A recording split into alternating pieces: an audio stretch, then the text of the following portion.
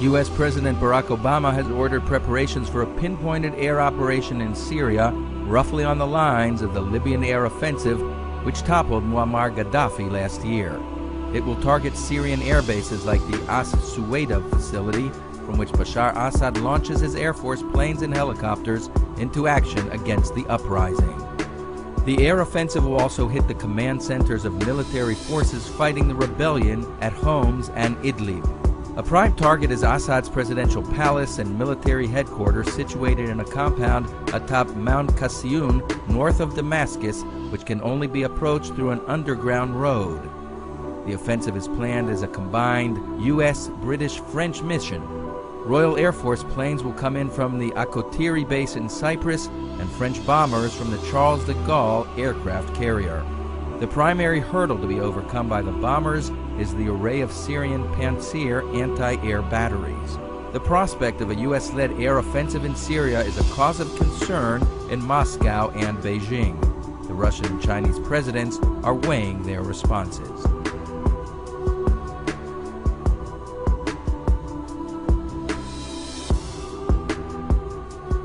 In Syria, the armed opposition says it no longer recognizes Kofi Annan's ceasefire plan, but it's still not clear who was responsible for violating it.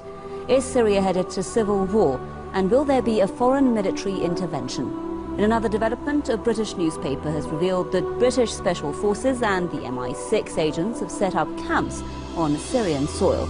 But what is the real reason for the presence on another country's soil? Why are there so many unanswered questions when it comes to the Syrian crisis?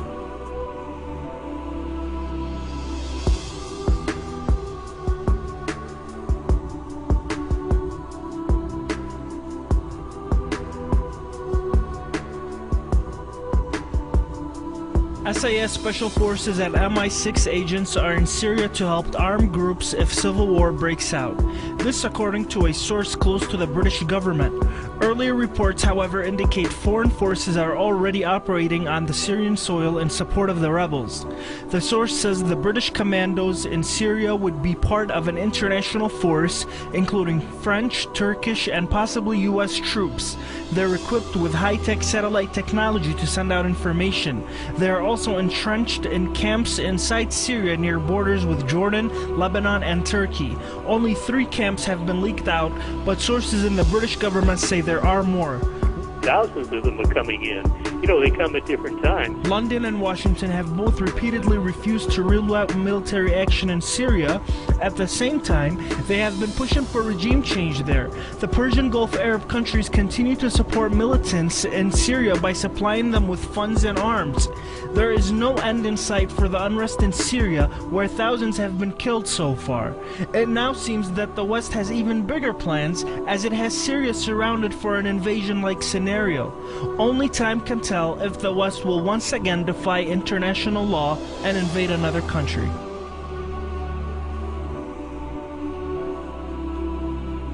We have confronted the Russians about stopping their continued arms shipments to Syria.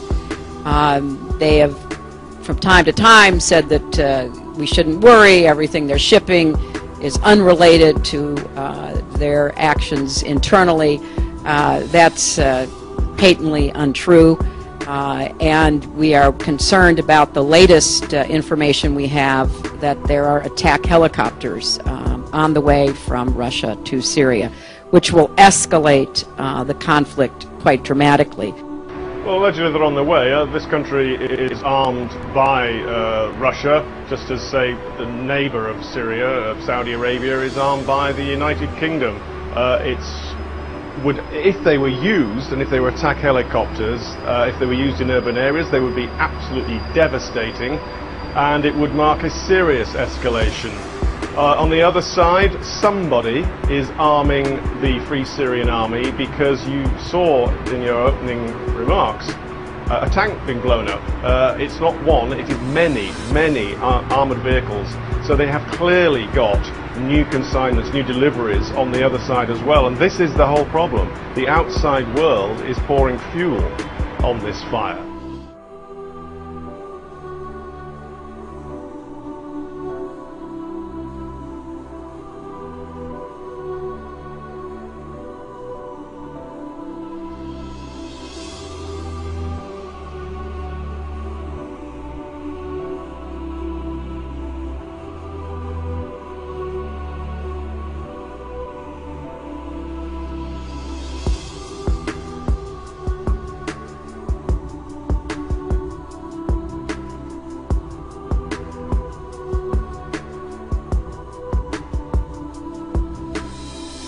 Syria's President Bashar Assad warned if his country is attacked by NATO troops, he will ignite the Middle East and fire rockets at Israel.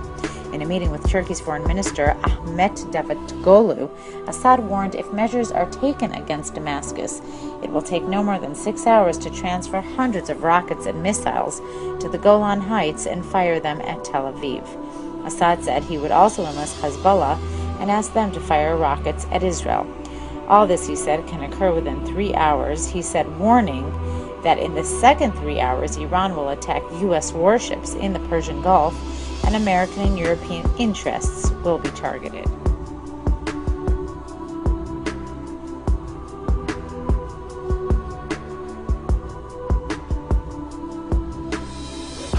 ستكون عاصمتنا ليست القاهرة ولا مكة ولا المدينة، وإنما القدس إن شاء الله، وسيكون هتافنا على القدس رايحين شهداء بالملايين، على القدس رايحين شهداء بالملايين.